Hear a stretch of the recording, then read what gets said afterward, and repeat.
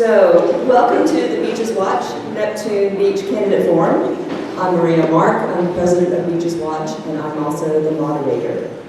For those of you who don't know about us, Beaches Watch has served the beaches communities since 2004.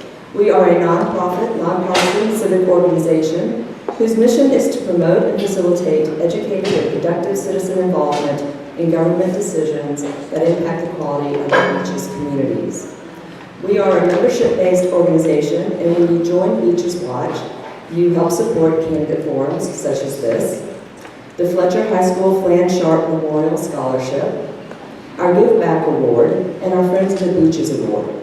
So please consider joining or renewing your membership tonight, and our ladies at the table here will be glad to take your money and donations.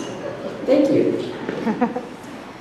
The forum is being videotaped and will be available on our website tomorrow. So we ask that you share the video so those who could not make it this evening will have an opportunity to watch the forum before Election Day. The questions have been compiled by our programs committee through questions submitted online by citizens and our committee. Because of the time limits, if we do not ask a question that was submitted by our citizens, please feel free to submit your questions directly to the candidates via email or after the forum. We are taking written questions here, so if you do have a question, you can hold it up, and one of our board members will be happy to collect those questions. Again, due to the limitation and the number of questions that have already been compiled, we may not get to that question tonight, so after the forum, you are welcome to talk to the candidates directly about the questions or any other issues you may have. Now, ground rules for the forum. Each candidate will be asked the same question, and each will answer on a rotational basis, so no one candidate is always answering the question first or last. And we all have two candidates, so it's going to be pretty easy. Each candidate will be given 1 minute to answer the opening and closing questions. All other questions, they will be allotted 2 minutes. Our timekeeper, Steve Pescatelli, in front, has the time cards. He will hold up a 30-second and a time is up card. Once the time is up card is shown, I'll ring the bell to let you know your time's expired. I will give you some latitude if you're right in the middle of a sentence to finish that thought. There will be no time allotted for any rebuttal. However, the candidates are welcome to rebut any statement in their allotted time. Audience, ground rules for you. We ask that you refrain from cheering, jeering, or otherwise, so each candidate will have their fully allotted time to answer. We will applaud at the beginning of the forum and at the end. So, shall we begin? Introducing first, our incumbent is Josh Messenger, and opponent is Christine Burke.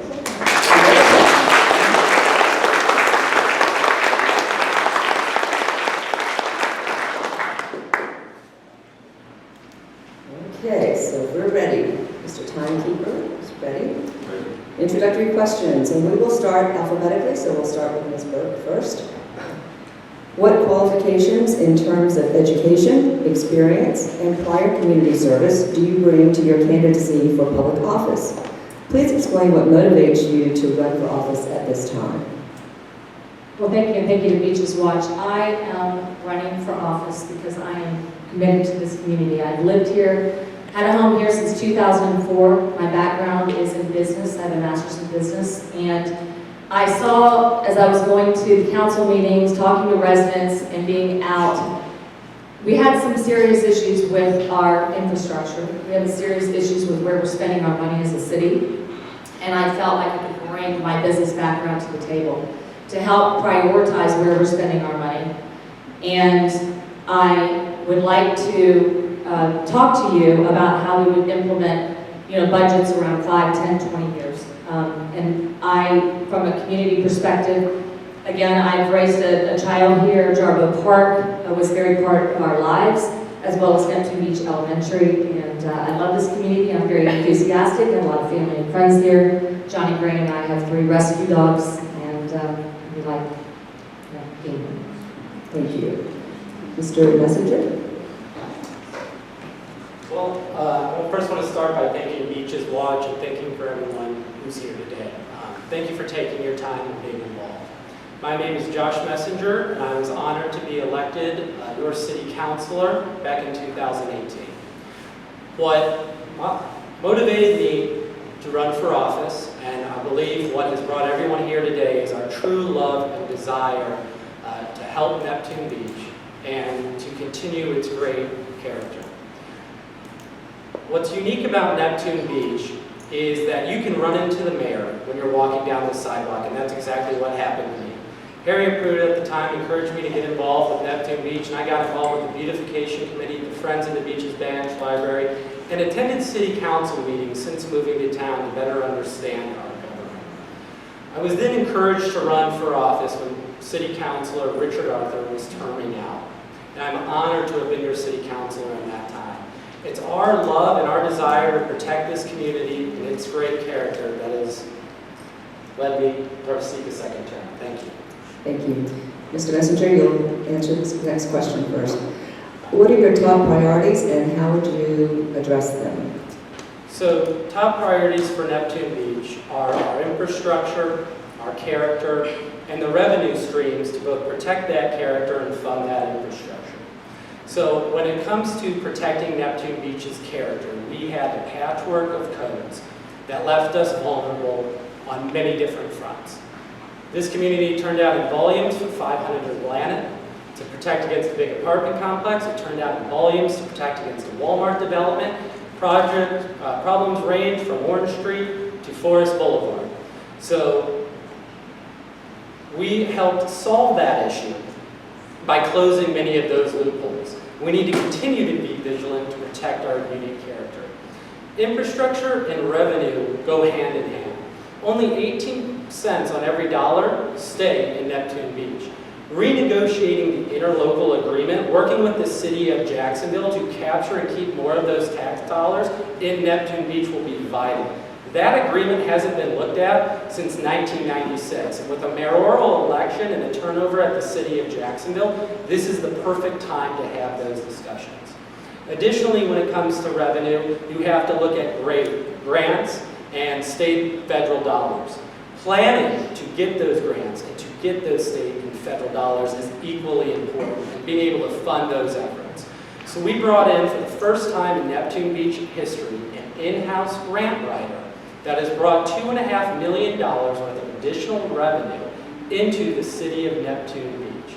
It's those grant writing efforts, those planning efforts that will allow us to seek larger revenue from the state and federal government to complete these large-scale infrastructure projects that need to take place over the next 10, 20, 30, and 40 years. So those are the top priorities, and capturing and keeping more revenue in Neptune Beach while not raising our millage rate is key. Thank you. Ms. Burke?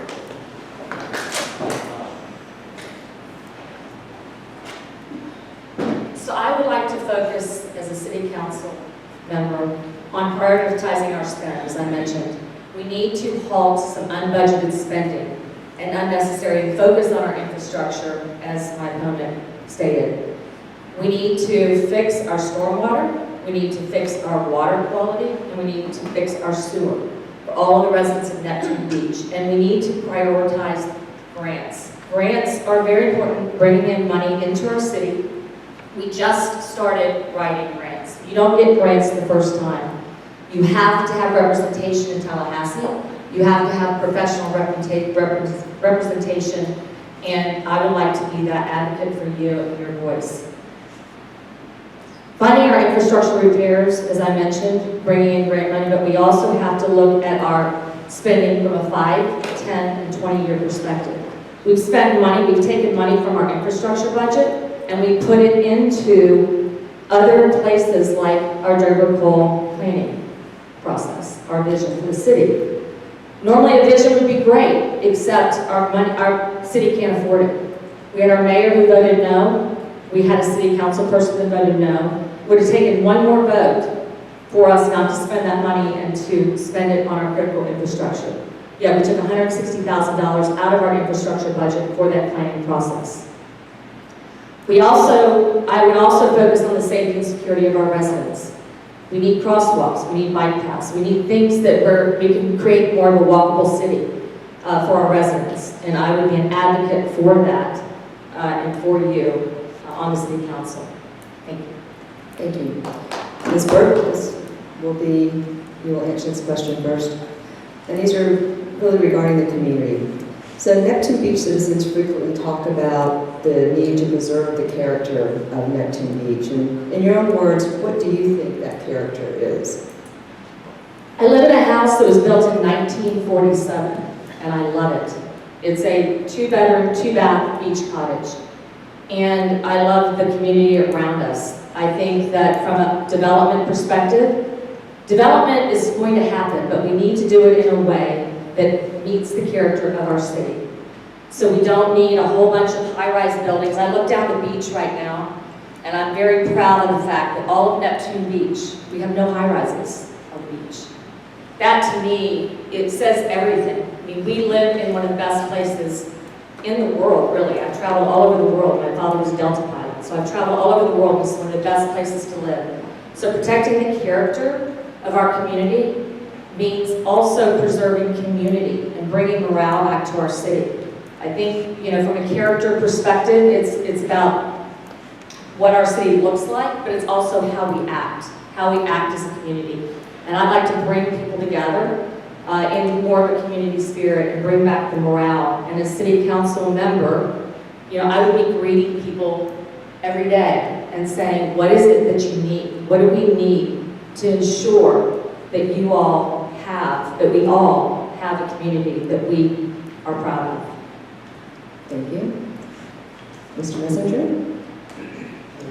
Sure. Neptune Beach citizens frequently talk about the need to preserve the character of the town. And in your own words, what is the character of Neptune Beach? Thank you. We have a very unique character in that few other places enjoy. When first moving to Neptune Beach, I was greeted at 7 in the morning by the neighbors coming across the street saying, welcome, and inviting us over for breakfast at their home and a drink. You don't see that in very many communities. You don't see neighbors coming across the street knocking on the door at the end of an afternoon, just looking to see if you're around to enjoy a nice conversation. So that character, that sense of place, that sense of community is key. So it was touched on that we don't have high-rises, and that's excellent. We have a voter referendum that Beaches Watch was actually started out of to protect against high-rises and protect against that character erosion.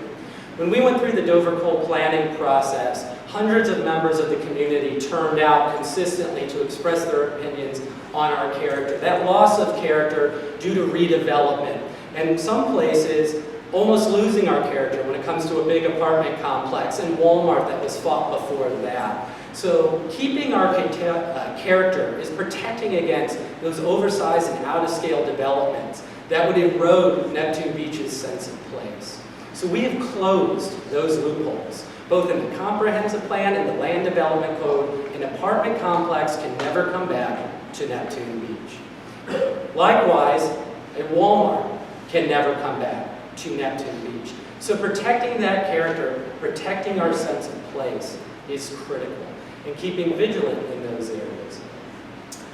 Our character is also our quality of life, improving our paths like we've done along Florida Boulevard, creating more pedestrian connectivity. There are 2 new pedestrian crossings coming to 3rd Street, and a complete streets program in the works for Penman. Now, the City of Jacksonville has a first iteration that's going to be coming back to the community here very shortly, but it's that connectivity, that sense of place that I believe is truly important. Thank you. And Mr. Messenger, you'll answer this question next. Since you brought up Dover Coal, what value, if any, did Dover Coal bring to Neptune Beach, and why? So I look at Dover Coal as almost like an insurance plan that we bought. With 500 Atlantic, we spent hundreds of thousands of dollars in litigation. And that litigation continued into the District Court of Appeals. If we would have lost in that gray area, you would have seen apartment complexes start springing up all the way down Atlantic Boulevard. Because of the gray area and our patchwork of codes would have been exploited, and a new precedent set for that space. So I believe closing that loophole was incredibly important. You've also seen litigation in parcels from Orange Street all the way down to Forest Boulevard because of gray areas and our patchwork of codes was being exploited and causing expensive litigation time and time again. Closing those loopholes, I think, was money well spent. And looking at it holistically and comprehensively all across the board. We have until 2042 before we have to go through that extensive process again. So I think that is incredibly important when looking at the Dover Cole project. I also think the visioning process was important. At the Transportation Committee meeting this morning, it was laid out how parts of those visioning plan are being used in our grant writing processes because it was a community effort and because of all the input along the way. It strengthens our grant writing proposals when going up. It's a competitive process. It's not just you apply and you're awarded. You really need to put your best foot forward. So I think the Dover Cole process, I think closing those loopholes and what that has generated will help us with the county, will help us with the state, will help us with the federal government, and will be layered upon all the other planning efforts that the community has taken in the last 3 years that we were simply not doing before. And because we weren't doing those efforts, we weren't able to apply for the big dollar grants. Thank you. Ms. Burke? So, as I mentioned before, a vision plan is great if you have the money to spend on a vision plan. And if you prioritize a vision plan over everything else in our city, like our critical infrastructure. I believe we have a plan that is about 90% unusable right now. It's going to be put on the shelf. We have residents that are building homes, and the interpretation of the codes today are not, they can't interpret them. So they're delayed on their home projects, and it's costing them money. So the Dover Cole plan is something, again, we spent $432,000 on as taxpayers, and we took $160,000 of our infrastructure budget to pay for part of that. And the other money, came from general funds that we could have been spending. As far as grant writing goes, there's very specific grants that are available for infrastructure. There's a lot of money that's available that we should be able to capitalize on. And that is not reliant on a vision plan. Thank you. In my instructions, I did forget. If you have your cell phone, please make sure it's on silent and vibrate. Although we did like the music, but that's okay. Okay. Ms. Burke, this question will be for you. This is regarding Penman Road. What improvements, if any, would you support for Penman Road? This is a big topic on with residents as I've been out speaking to people, and there's this notion of having roundabouts all the way down, a five-way stop. And I've done some little research on the roundabouts and whether or not that's appropriate. And one of the pieces of that doesn't make sense is it's a five-way stop. So I think that there are things that we have to look at for sure to ensure the safety of pedestrian traffic, of bicycle traffic, of car traffic, and to make sure that it flows in a way that doesn't create more issues than what we have today. There's also been a plan or a notion that we're going to have roundabouts, all the way down Penman Road. And I've been in cities where roundabouts are great, and there may be places where it would work. But there's a lot of research that needs to be done, and I know that the city has invested in a piece of software that will help look at maybe some options for us, which is great. But I don't know at this point that we can make a decision on roundabout, no roundabout, because I think that there's some work that needs to be done to figure out what it's going to take for the safety of our citizens as well as the traffic concerns. Thank you. Mr. Messenger? Thank you. So, Penman Road is really a residential road that uses a large artery. Many residential properties and some commercial businesses abut it, and it's not safe. Anybody who has gone down Florida Boulevard and ridden their bike or gone on a jog will tell you that crossing the five-way is dangerous. It's a dangerous road. It's heavily congested. And we're in a situation where the city of Jacksonville, who owns that entire road, is fully funded the complete reconstruction of that road. There are components of that I believe are very good. There's a multi-purpose path to be built on both sides, making it safe for pedestrians to bike and ride the entire length of Henry Road. There's plans for a lot of pedestrian crossings, especially in front of and around the businesses. So you don't have to drive a car necessarily every time you get to that business or to go see your neighbor. So I think moving people versus moving cars is important. I know I'm not the only one in this room that's probably stood at that crossing or been held up in their car at that light for 5 or 10 minutes on a regular occurrence. So that intersection needs to be redone. When we went through the visioning process, the city staff along with this community generated 2 options. One was a signalized change improvement, and one was a roundabout. I tend to lean more towards the signalized change improvement. And then there's calls by the city of Jacksonville to place roundabouts all down Penman Road. I think the community really needs to provide a lot more feedback to that. And I know the city of Jacksonville is going to be setting up here at the beaches a really nice forum for that to be done. So I don't believe we have a final plan in place. I think there's a lot of room for improvement, but those large pedestrian paths, the planting of trees down medians to make it a more beautiful space, narrowing the wavelengths a little bit to slow cars down, all I think are good benefits, but there are some that still need to be looked at. Thank you. And Mr. Messenger, you'll answer this next question. What is your opinion of planned unit developments in Neptune Beach? So planned unit developments are exploited, I believe, in a lot of different places. Okay, you only need to look down to the south and see that a planned unit development goes with a multifamily complex almost everywhere you go. But in Neptune Beach, our planned unit development is more difficult to apply for than going through a complete rezoning of that area. So in Neptune Beach, a planned unit development is in our codes to protect us from state preemption. Just as we've seen with our Airbnb codes, if we did not have those in place prior to the state bringing forward codes, we would be stuck with what the state was handing us. So we put in very tight, very concise PUD language into our codes that only allows for development that is already prescribed within our code. What that means, nobody can apply for an apartment complex. Nobody can apply for a restaurant where they're not allowed to already have one within the standard code process.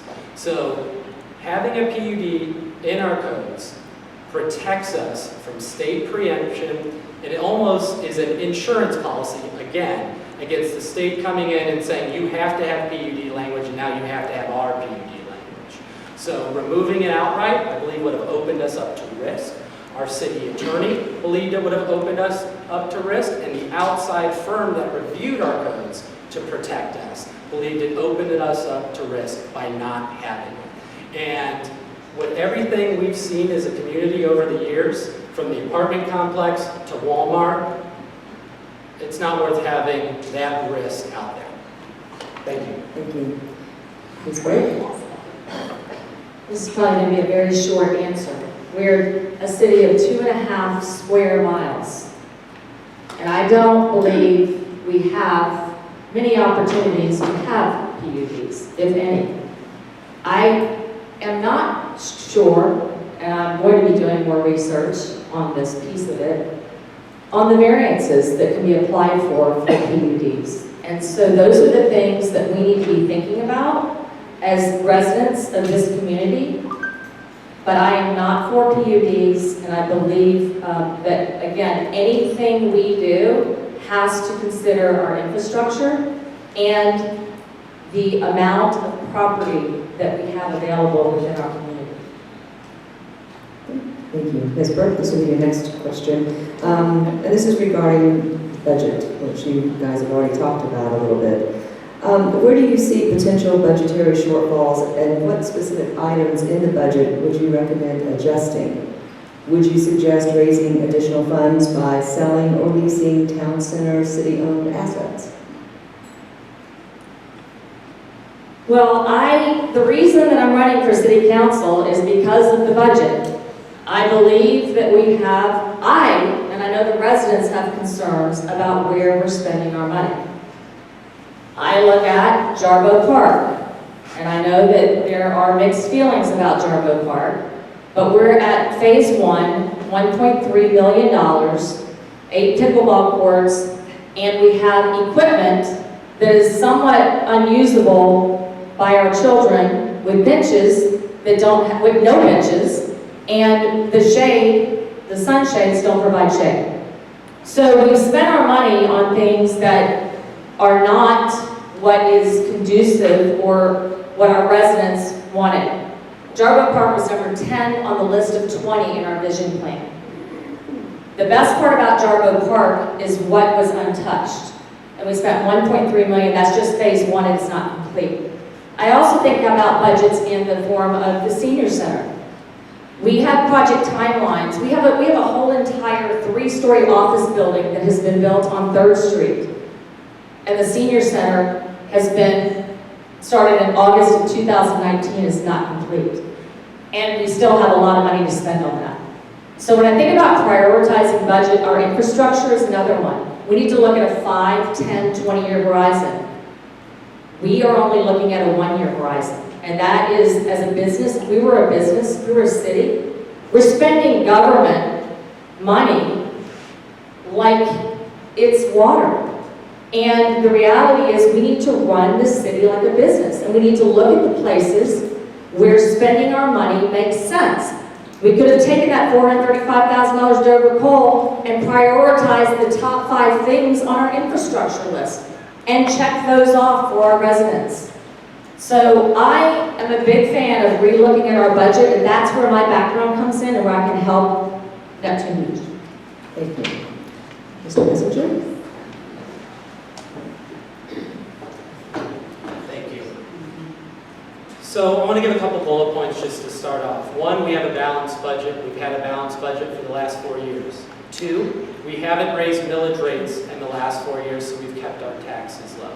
3, we hired an in-house grant writer for the first time in Neptune Beach history a little over 3 years ago, and that's brought an additional $2.5 million of additional revenue into this city. We also implemented paid for parking.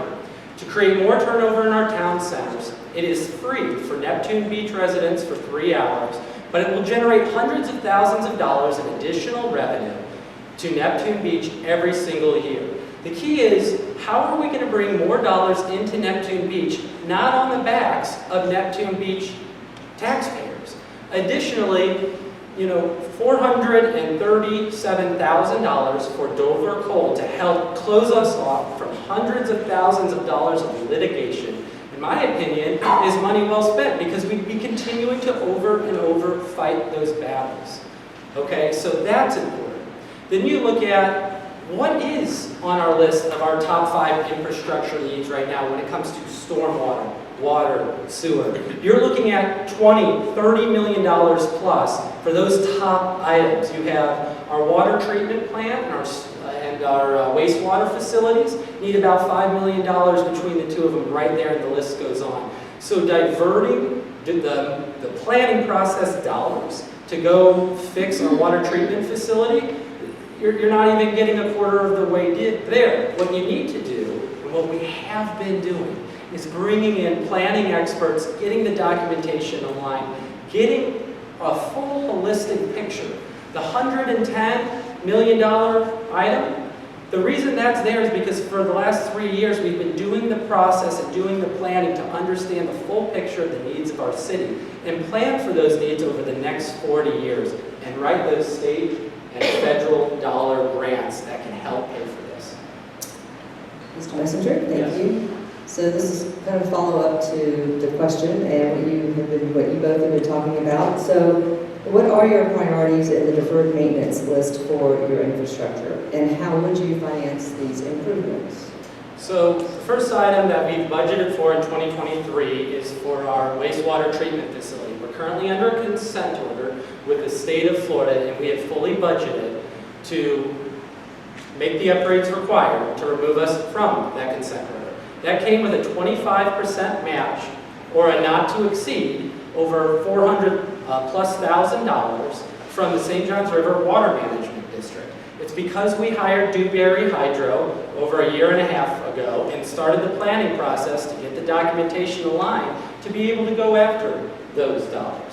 That's a continuation time and time again. We hired Jones Edmonds to get a full holistic approach of our entire stormwater systems and come up with cost estimates with that. We hired the same firm that worked in Jacks Beach, South Jacks Beach, to do all their stormwater improvements. And we have 30% engineering documents for large culvert improvements and large stormwater improvements.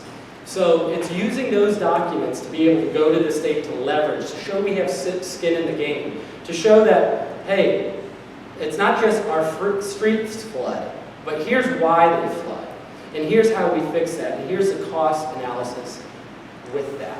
So I believe all these things flow together, and as Colin Mortar, our grant writer, has continually told us as a city, we have to go through the planning efforts, have to have the supporting documentation, because if you don't check those boxes, you don't get it. One of the items we've been working on for the last year, and will continue working on into the fall, is the Florida Resiliency Planning. We're working with UF to complete those resiliency plans, because to get the large state resiliency dollars, you have to have that plan. So we're positioning ourselves for large grant writing efforts from the state resiliency budget line in 2024. So it's about those planning, and it's about taking all the right steps, because this isn't fixed overnight. This is fixed over the next multiple decades. Thank you. Ms. Burke? So we talked about the money that's needed to fix the infrastructure and how we need 20, 30, $40 million. We have to start somewhere. So when you look at $432,000, and I was talking to some residents as I was out there, they had a street that was flooded, and there were 2 drains that were put into that street that helped them significantly when the storms came. So looking at those types of items where we can just start prioritizing is important. When you talk about grants, you have to have money in our city to be able to finish the project, to show that you can finish the project in order to bring money into our city.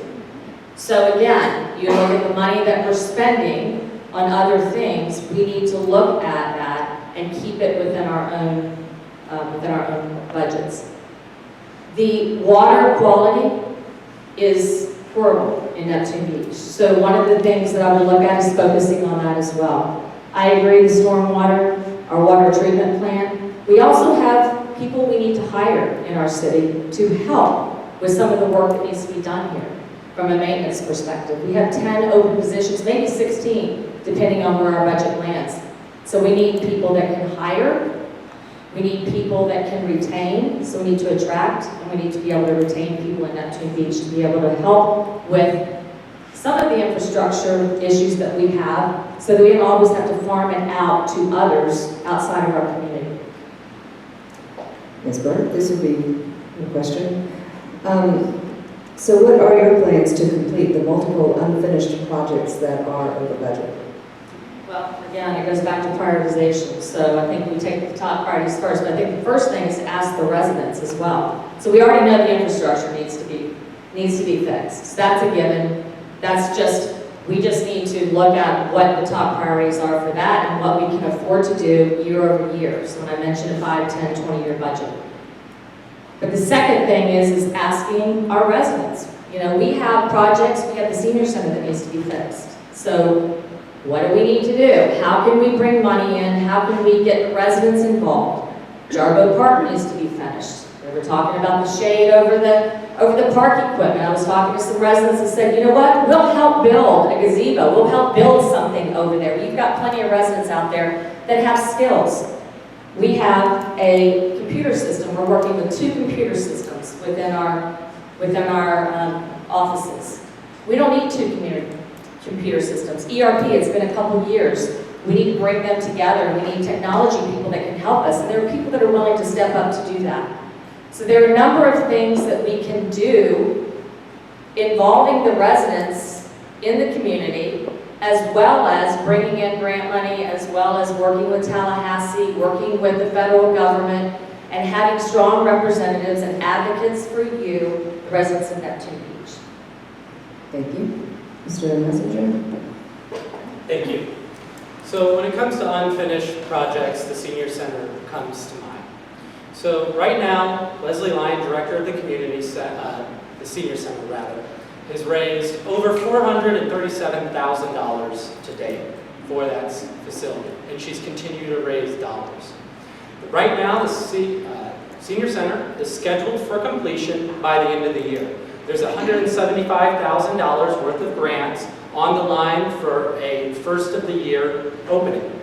We've gotten 3 bids back from contractors, lowest bid being from McHugh Construction at around $160,000 for the ADA access and the wraparound porch. Additionally, there's going to be landscaping and parking coming into that, where we've got funds from the city of Jacksonville.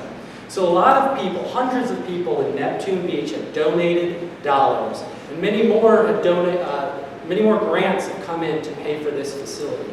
So this project is scheduled to be completed by the end of the year.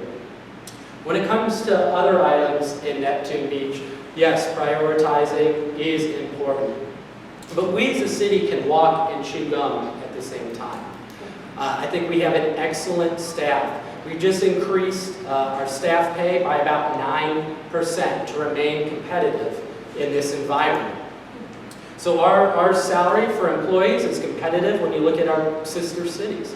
And so it's about retaining those employees and then continuing to foster a really good environment within our city. We have many employees that have worked most of their lives in Neptune Beach, and they're proud of it.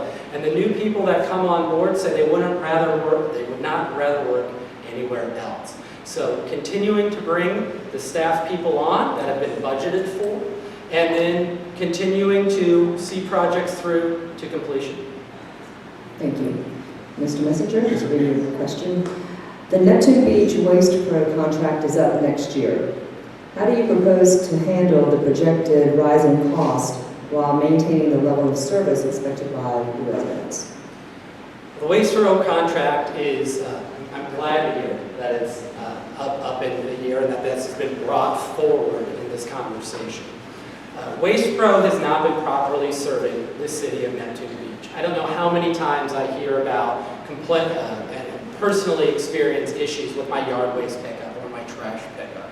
And that's an issue that's come up time and time again. And unfortunately, the 7+ year contract that the city entered into was not advantageous from a city perspective.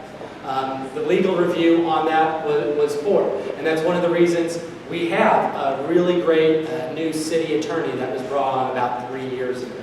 So completely sending that contract out to competitive bid, also looking at our sister cities, because they're in a similar position where their contracts are up to bid. So there may be opportunity to combine our bidding processes to achieve a better value. There are ways to have automated trash pickup and other items that can bring down those costs. And then the final approach is looking at what it would take to bring sanitation and trash pickup in-house under the city as another revenue stream and keeping the cost of collections down. That is something that our city manager has been actively interested in and has brought to consideration a few times. But overall, I think sending it back out to competitive bid and partnering with our sister cities is going to be the best approach. Thank you. Ms. Burke? So I'm very transparent, and I'll be the first to tell you when I know nothing about a subject, so I don't know anything about this topic. But I will tell you, when I think about what we can do, obviously our partnering with our sister cities, but the one thing that I think is missing in many of our projects are competitive bids. And so I believe that we need to be stronger on competitive bids and compare apples to apples. So we need to go point by point on whatever the bid is versus looking at the lowest cost solution or looking at a solution and not comparing all of the different items within that bid. So I've seen a couple of our projects where we've gone out to RFQ, that's request for information, instead of a request for proposal. So we need to get real proposals from companies, and then make a decision based on that. And I think it needs to be a collective decision, not just on cost, but also on services. So looking at what are the reviews of those services that we can get from other providers. Okay, thank you. Ms. Burke, we'll move on to coastal resiliency. And given the propensity for coastal flooding and storm events, is the city, or should the city consider rebuilding or relocating the wastewater treatment plant? And how would they fund that as well? Well, it's a good question. I think if it needs to be moved, we need to move it, but I don't know if it needs to be moved. So there's some research that needs to be done there. I do know that we have some issues with our wastewater plant. Attended several infrastructure meetings where apparently we have some mechanical concerns about what we're doing, and I think that we should focus on that. So if we can fix it, we need to do that.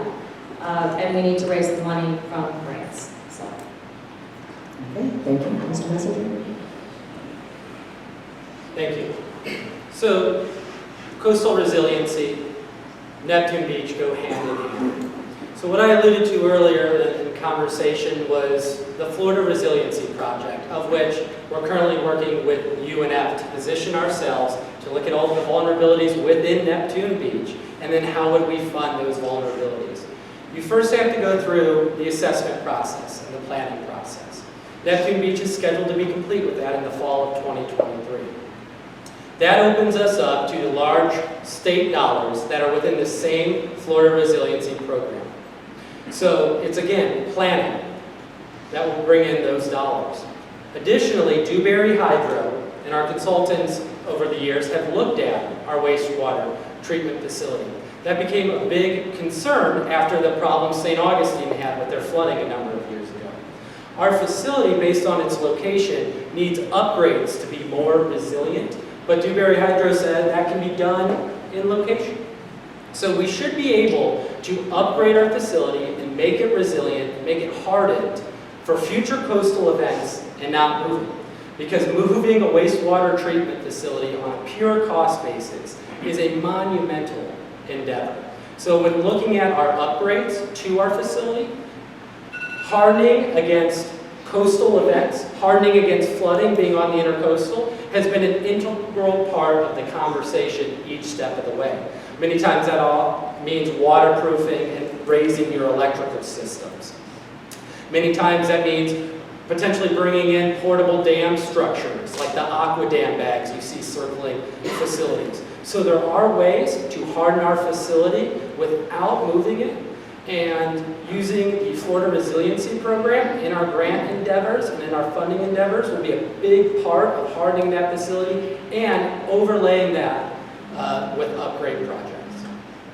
Thank you. Mr. Messenger, this will be your next question.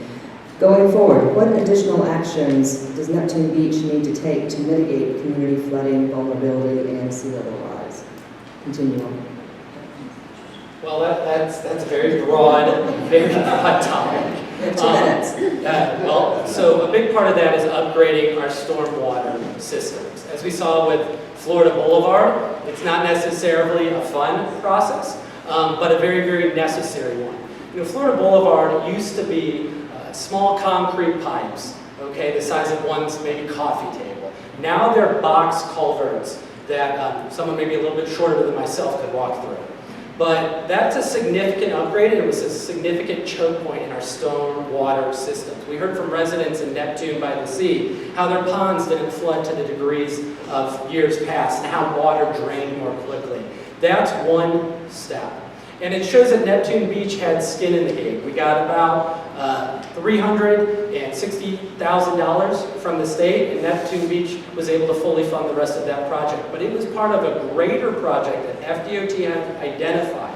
And so we've gone to FDOT now and said, look, we completed this, and we have skin in the game as it ties into a broader project, because it also ties in to Atlantic Beach. Atlantic Beach stormwater flows down our canals and flows through Florida Boulevard and out to the marshes. So it's about partnering with our other local communities. And it's about having the planning in place. Like I said earlier, we have 30% engineered documents for large improvements for east of 3rd Street, which we can use for budgeting purposes. We also have other planning documents in the works that, again, will allow us to go see state dollars, county dollars, and the St. Johns River water management dollars, which we've already seen a 25% match on for our wastewater treatment facility upgrades. Thank you. Ms. Burke? I think we've spent a lot of time on the east side of 3rd Street. We still have a lot of challenges. When I go to town center, I'm ankle deep sometimes in water when it rains. We need to spend some time on the west side as well. There's a lot of flooding up against the intercoastal and all the areas along that. I think we really need to focus on our stormwater. Continue to fortify our dams. I mean, whenever we have storms, obviously that's a big kind of first part of defense for our city. So we need to do that as well. But I do think looking at the city as a whole and the grid that we have, it has to be looking at the highest priority projects that need to be done now. And a lot of our residents are going to tell us when they have issues, and we need to listen, and we need to go out, and we need to make sure that we're having that communication to ensure that our residents have what they need to be protected. Thank you. So we've had a lot of questions about short-term rentals, Airbnbs. Are you in favor of Airbnbs and short-term rentals? And how would you ensure the balance between that and the residents who live in the neighborhoods? Yes, so short-term rentals are interesting because short-term rentals are illegal in Neptune Beach. Short-term rentals are legal to be rented through Airbnb, VRBO, Zillow rental, as long as you have a 28-day minimum stay. What I would say in looking at our policies is that we don't have enough regulations around them. In fact, there is no enforcement mechanism for short-term rentals. There's nothing to say, what happens if you're not compliant to that 28-day rental. In fact, people can interpret the 28-day rental as a 28-day period of time. Renting a property 28 days or blocking it off for 28 days. So it's not intuitive, and a lot of the people or the residents are concerned about that. I also have done my own research and found out out of 3,500 homes, we have 33 short-term rentals, 1% of our population, of which less than a handful are non-compliant. And we know where those rentals are. We don't need expensive software to find them. There's a subscription that you can get to identify those. And we just need to go to the residents and make sure they get compliant, and then we need to be compliant for the future. So we need to have enforcement around our short-term rentals and make sure the residents understand exactly what that means and enforce it. Thank you. Mr. Messenger? Thank you. So I wholeheartedly agree. Short-term rentals would be a massive issue for Neptune Beach if it were ever changed. Currently, short-term rentals are proliferating throughout Neptune Beach. I have neighbors on Hopkins Street that have had this issue. I've had neighbors on Margaret Street that have had this issue. You can just go down Neptune Beach and somebody I'm sure can tell you that someone's snaking through and getting around the rules and saying, well, my home's in Jacksonville Beach, but the pictures out the window clearly show First Street. So it's a very crafty way of trying to get around the rules and the regulations. Neptune Beach is looking at a low-cost software solution that Jerry Holland's office uses that analyzes listings, can see when they've come up, when they've gone down, so when people try and game the system, they can be caught. I know our code enforcement officer over the years and city staff have tried to stop short-term rentals, and many times unsuccessful. I know cease and desist orders can be sent out and fines can be sent out. So there are mechanisms in place, but I wholeheartedly agree that we need to be more vigilant. I think bringing on this low-cost software solution, I believe the quote is around $3,000 for our whole city for an entire year, And this would significantly help our staff, who were spending hours and days trying to analyze and see whether someone was compliant and chase after people. So the minimal cost associated with protecting Neptune Beach against a proliferation of party zones within our residential neighborhoods, I think is very much worthwhile. And protecting our quality of life, because at the end of the day, we're not a Daytona Beach, and we're not a Fort Lauderdale. Airbnbs can be great for many families, but I don't think they fit in with Neptune Beach's character. Thank you. And final question, Mr. Messenger, you will answer first is, what's your view on the proposed smoking ban at local beaches and parks? Can you repeat the question one more time? There's a proposed smoking ban at local beaches and parks. Oh, and parks. I thought you said bars, so Parks. I didn't hear about that part. Sorry. Parks. So it's an interesting topic for discussion. On one hand, you have an environmental standpoint where a lot of people smoking cigarettes will leave their butts on the beach, and they don't decompose, and they can cause environmental concerns for our sea turtles, for our natural wildlife, and then for the quality of the beaches. On the flip side, you have people that are saying, well, it's open air and it's safe, and if I'm staying away from people, what's the problem? So I think it's something that you need to have a larger community discussion about. It's not a simple yes, let's do it, or no, let's not do it.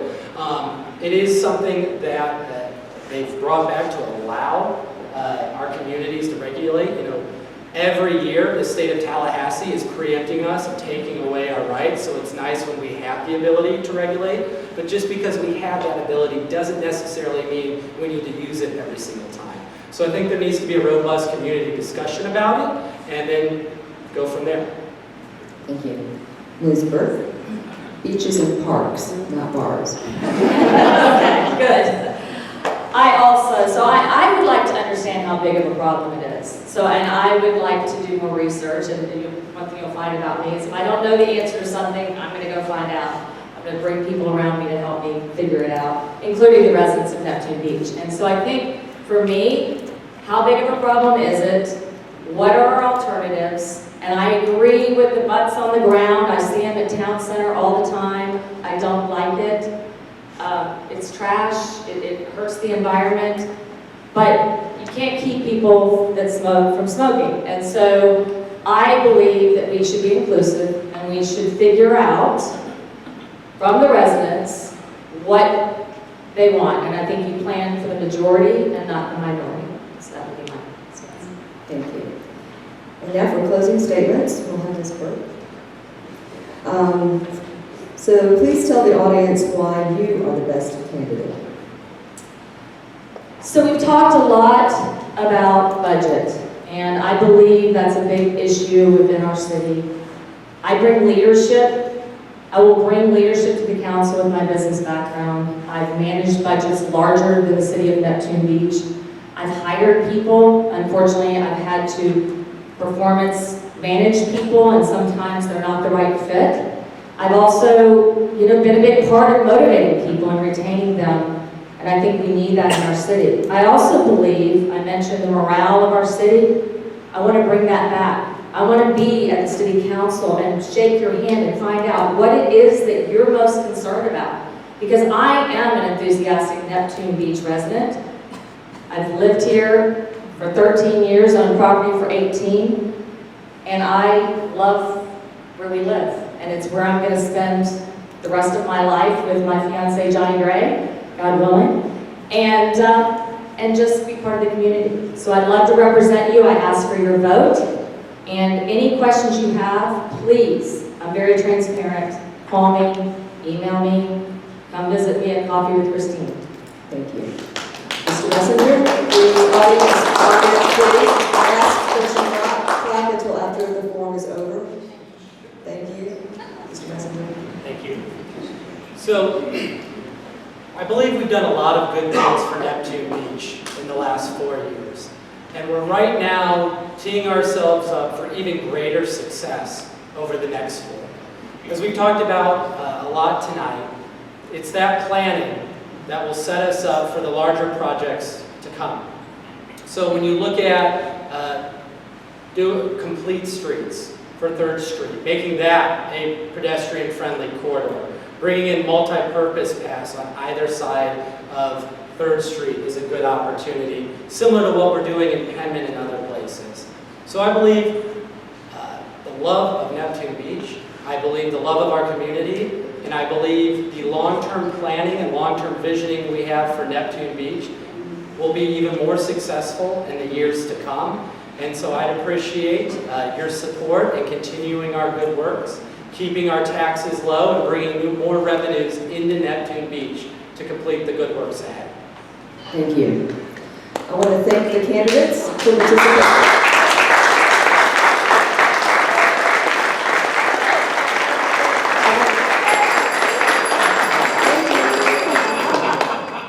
I want to thank our candidates for participating in the forum tonight and for stepping up to serve our community. Being an elected official or running for office is not an easy job, particularly in today's political climate. So on behalf of our community, I want to say thank you.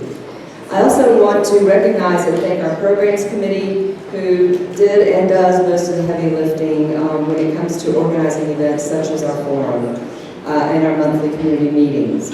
We are all volunteers and they have done and continue to do an outstanding job in bringing you the quality programming each month. Thank you, audience, for being pretty good. Thank you all for attending and being very respectful of the candidates. Your interest in local elections cannot be stated enough how important and crucial it is to make an informed choice when it comes to our leaders. Thank you all again and have a wonderful evening. And one more thing, if you are physically able, if you don't mind picking your chair up and helping us staff and come down the room. And if you didn't get to your questions, the candidates will be here. I think we have the room to about 8:20, 8:30. I'm sure they'll be happy to answer any questions one-on-one. So thank you again for attending.